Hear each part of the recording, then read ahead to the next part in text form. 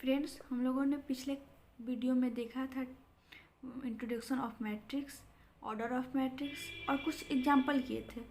इसके बाद हम लोग आज के लेक्चर में देखेंगे टाइप ऑफ मैट्रिक्स। तो सबसे फर्स्ट टाइप ऑफ मैट्रिक्स आता है रो मैट्रिक्स। रो मैट्रिक्स क्या कहता है? The matrix having only one row is known as row matrix और रो वेक्टर। अगर किसी मैट्रिक्स के अंदर केवल और केवल एक रो हो, उसका जो कॉलम है वो कितना भी हो सकता है लेकिन रो केवल वन हो, तो उसको रो मैट्रिक्स कहते हैं। जैसे एक बी लिए मैट्रिक्स, इसका ऑर्डर है 1x2, इसका ऑर्डर 1x2 है और इसमें रो नंबर ऑफ रो कितने हैं? 1। उसी तरह से कोई एक और ए मैट्रिक्स लिए जिसका ऑर्डर है 1x3, इसमें नंबर ऑफ रो कितने हैं? 1। उसी तरह से अब हम लोग कॉलम मैट्रिक्स को देखते हैं। कॉलम वेक्टर क्या होता है, कॉलम मैट्रिक्स क्या होता है? A matrix having only one column is known as column matrix. अगर किसी मैट्रिक्स के अंदर केवल एक कॉलम हो तो उस मैट्रिक्स को कॉलम मैट्रिक्स कहते हैं। जैसे कि एक एग्जांपल हम लोग देखते हैं। मान लीजिए कि कोई ए मैट्रिक्स है 2 3 5। इसका अगर हम लोग ऑर्डर लिखे तो इसका ऑर्डर क्या? 1 2 3 रो और कॉलम केवल 1। तो यह एक कॉलम मैट्रिक्स है जिसका ऑर्डर 3x1 है। उसी तरह से एक बी मैट्रिक्स लें 6 4 6 या 5, इसका ऑर्डर की बात करें तो 2x1, इसमें नंबर ऑफ कॉलम कितने हैं? 1। तो यह एक कॉलम मैट्रिक्स है हुआ। अब हम लोग जीरो मैट्रिक्स को देखते हैं। A matrix each of element is zero is called a zero matrix और नल मैट्रिक्स। अगर किसी मैट्रिक्स के अंदर उसका प्रत्येक एलिमेंट जीरो हो तो उस मैट्रिक्स को जीरो मैट्रिक्स या फिर नल मैट्रिक्स कहते हैं। जैसे कि 0 0 0 0 0 0 0, ये सभी एक नल मैट्रिक्स है। इसका ऑर्डर क्या हो गया? 1x2 1x1 और इसका ऑर्डर 2x2। पहले हम लोग जो जितना पढ़े उसको फिर से एक बार रिवाइज करते हैं। जैसे कि हम लोगों ने कहा कि रो मैट्रिक्स तो जिसमें एक ही रो हो उसको रो मैट्रिक्स। कॉलम मैट्रिक्स जिसमें केवल एक कॉलम हो, कॉलम मैट्रिक्स। और नल मैट्रिक्स या फिर जीरो मैट्रिक्स जिसका प्रत्येक element each element is zero, which element is zero is called a zero matrix और null matrix। अब स्क्वायर मैट्रिक्स क्या होता है? A matrix having same number of row और column are called square matrix. अगर किसी मैट्रिक्स में n row है तो उसका नंबर ऑफ कॉलम भी n ही होगा। या फिर यूँ कहें कि अगर किसी मैट्रिक्स का नंबर ऑफ रो है 2 है तो नंबर ऑफ कॉलम भी 2 ही होगा। नंबर ऑफ कॉलम अगर 3 है तो नंबर ऑफ कॉलम 3 ही होगा। स्क्वायर मैट्रिक्स अगर कोई मैट्रिक्स जिसका रो और कॉलम दोनों बराबर नहीं हो तो रेक्टेंगल मैट्रिक्स। या तो कोई मैट्रिक्स या तो स्क्वायर मैट्रिक्स होगा या वो रेक्टेंगल मैट्रिक्स होगा। या तो वो रो और कॉलम बराबर होंगे और या फिर रो और कॉलम बराबर नहीं होंगे। अगर रो और कॉलम बराबर हुए तो स्क्वायर मैट्रिक्स और रो और कॉलम बराबर नहीं हुए तो रेक्टेंगल मैट्रिक्स। ये मैट्रिक्स जैसे कि हम लोग एक एग्जांपल लेते हैं। ए मैट्रिक्स में 2 6 5 4, इसका ऑर्डर की अगर हम लोग बात करें तो इसका ऑर्डर है 2x2। तो इसमें नंबर ऑफ रो और नंबर ऑफ कॉलम दोनों बराबर हैं। उसी तरह से अगर हम लोग बी मैट्रिक्स लें 1, इसका अगर हम लोग ऑर्डर की बात करें तो इसका ऑर्डर 1x1 है। इसमें नंबर ऑफ रो और कॉलम इसमें भी बराबर है। तो यह एक मैट्रिक्स स्क्वायर मैट्रिक्स है। स्क्वायर मैट्रिक्स मैट्रिक्स में टाइप में बहुत इम्पोर्टेंट एक टाइप है। अगर हम लोग एक और एग्जांपल लें, जैसे सी मैट्रिक्स है 5 6 2 3 4 2 6 2 3। अगर हम लोग इसके ऑर्डर की बात करें तो इसका ऑर्डर हुआ 3x3। इसमें नंबर ऑफ रो और नंबर ऑफ कॉलम बराबर, तो स्क्वायर मैट्रिक्स। अगर नंबर ऑफ रो और कॉलम बराबर नहीं हुए तो वो मैट्रिक्स कौन से हो जाएंगे? Rectangle, TANGLE, rectangle matrix. देखिए इसके केस में दो ही सिचुएशन बन सकते हैं, या तो रो और कॉलम बराबर होंगे। अगर रो और कॉलम बराबर हो तो स्क्वायर मैट्रिक्स, और रो और कॉलम बराबर नहीं हुए तो स्क्वायर मैट्रिक्स। आप लोग अगर इसके पहले वाले लेक्चर आप लोगों ने नहीं देखा है तो आप लोग प्लीज़ उसको पहले देख लें, उसके बाद ही इसे देखें। इससे आप लोगों का कॉन्सेप्ट अच्छी तरह से क्लियर होगा। अब हम लोग बात करते हैं डायगोनल मैट्रिक्स के बारे में। डायगोनल मैट्रिक्स को पढ़ने से पहले हम लोग जानते हैं एलिमेंट्स क्या होता है। डायगोनल एलिमेंट उस एलिमेंट को कहते हैं जिसका नंबर ऑफ रो और कॉलम दोनों बराबर हो, जैसे A11 A12 A22 A33 A44।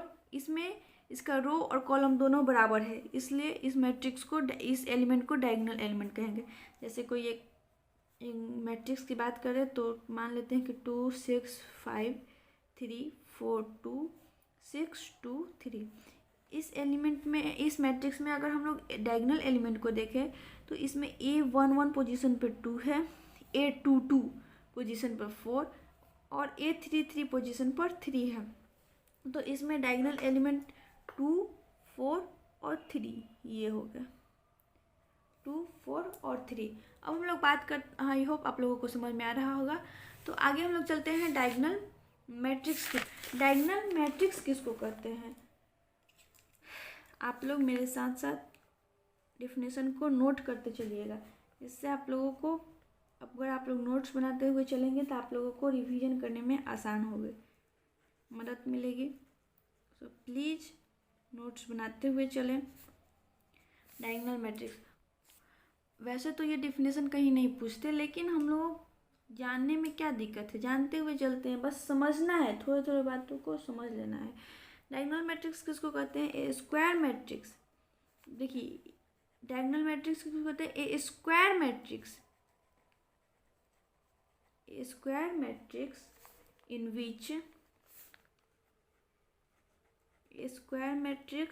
which every non-diagonal, मैं इसको फिर से एक्सप्लेन करूँगी, आप लोग थोड़ा सा इंतज़ार कीजिए। Every non diagonal element is 0 is called diagonal matrix.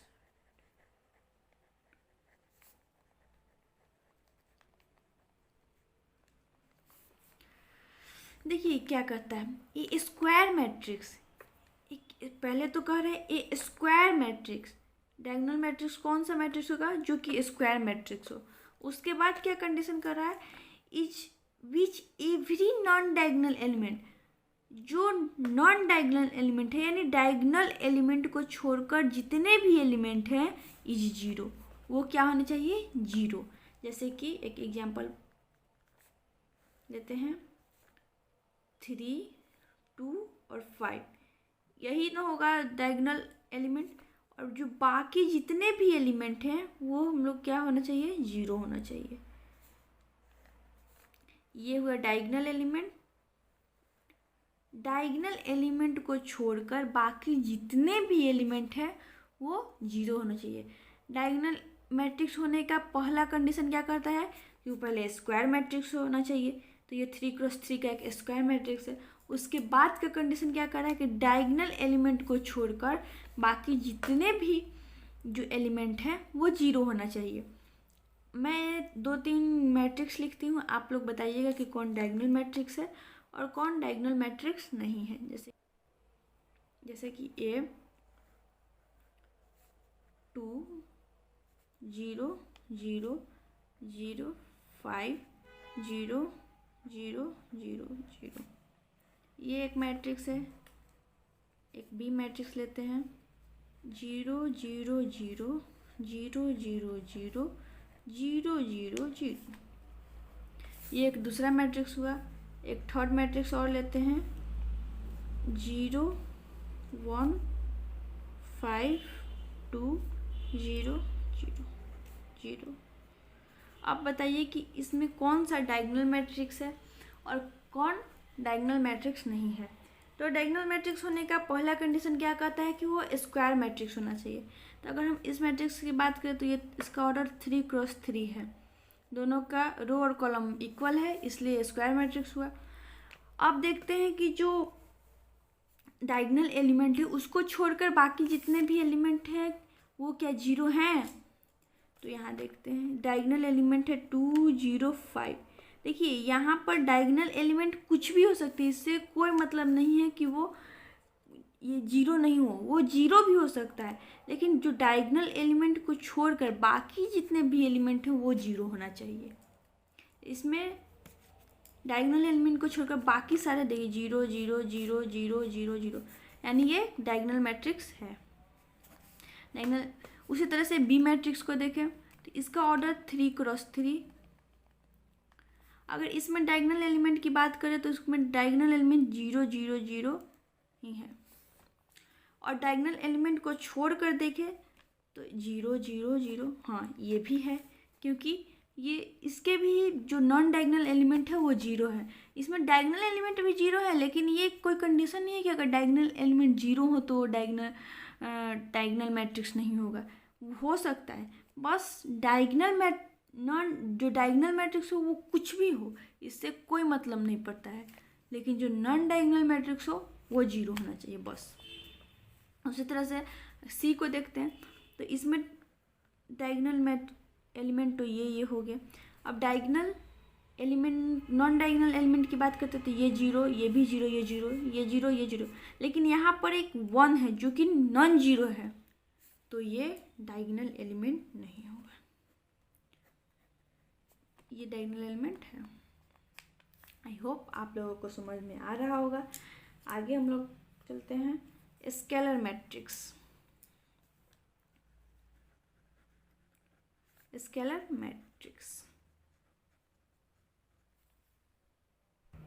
Scalar matrix क्या कहता है कि ए स्क्वायर मैट्रिक्स, देखिए यहाँ पर भी है a square matrix in which every non diagonal element. इसका पहला कंडीशन क्या कर रहा है कि स्केलर मैट्रिक्स तभी होगा जबकि वो एक स्क्वायर मैट्रिक्स हो। उसके बाद क्या कर रहा है, in which every non diagonal element, जो नॉन डायगोनल एलिमेंट है ये जीरो, या तो जीरो हो and zero all diagonal elements are equal. इसमें 3 कंडीशन दे रहा है। फर्स्ट कंडीशन क्या है कि वो स्क्वायर मैट्रिक्स होना चाहिए। दूसरा कंडीशन क्या कर रहा है कि अगर वो स्क्वायर मैट्रिक्स है तो नॉन डायगोनल एलिमेंट क्या होना चाहिए, जीरो होना चाहिए। और थर्ड कंडीशन क्या कर रहा है कि जितने भी डायगोनल एलिमेंट हो वो सभी सेम हो, are known as scalar matrix. जैसे कि हम लोग एक एग्जांपल लेते हैं, जैसे कि एक ए मैट्रिक्स है जिसमें 5 0 5 0, ये एक स्केलर मैट्रिक्स है जिसका ऑर्डर 2x2 है। तो फर्स्ट ऑफ ऑल देखेंगे कि ये स्क्वायर मैट्रिक्स है, हाँ बिल्कुल है स्क्वायर मैट्रिक्स। उसके बाद देखते हैं कि जो नॉन डायगोनल एलिमेंट है वो जीरो हैं, तो हाँ जीरो हैं, और जो डायगोनल एलिमेंट है वो भी सेम है, तो यह जो ए मैट्रिक्स है स्क्वायर मैट्रिक्स है।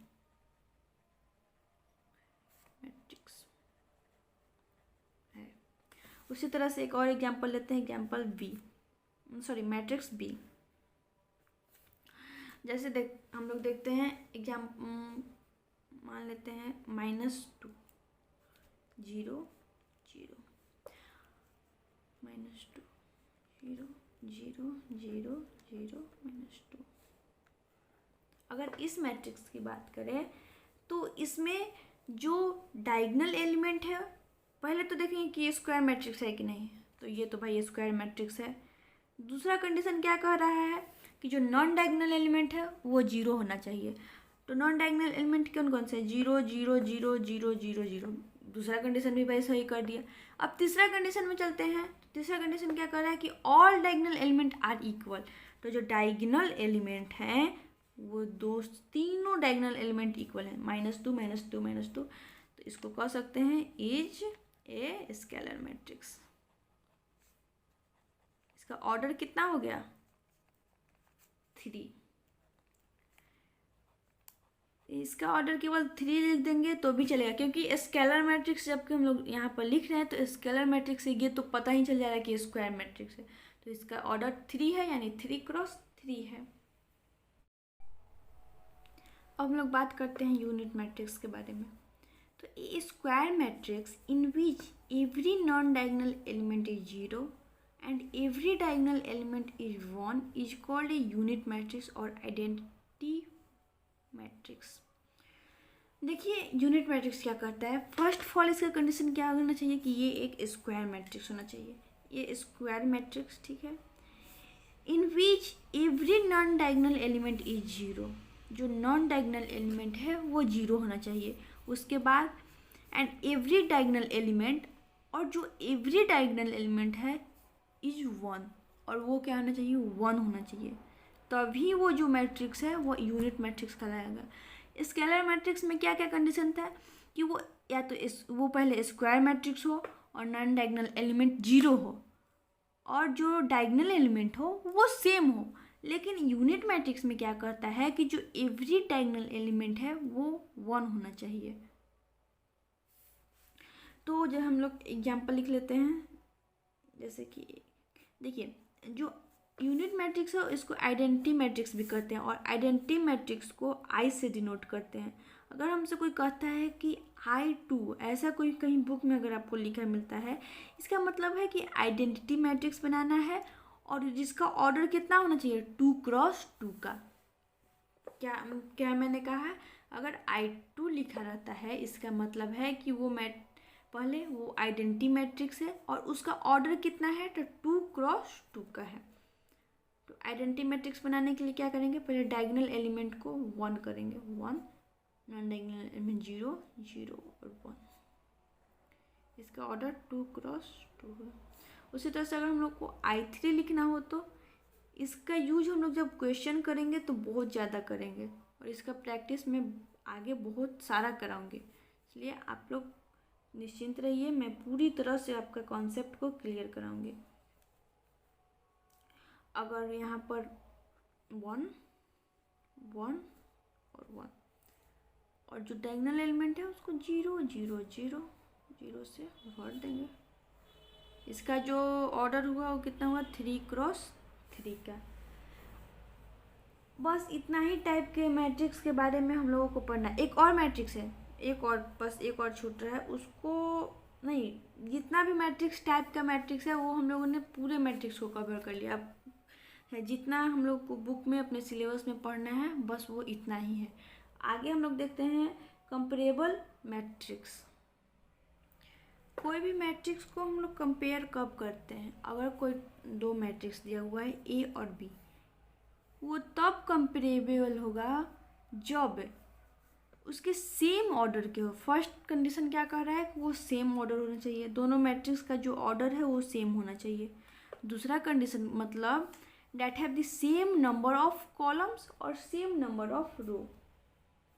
अगर A मैट्रिक्स है, मान लेते हैं 2 -5 1 0 3 6,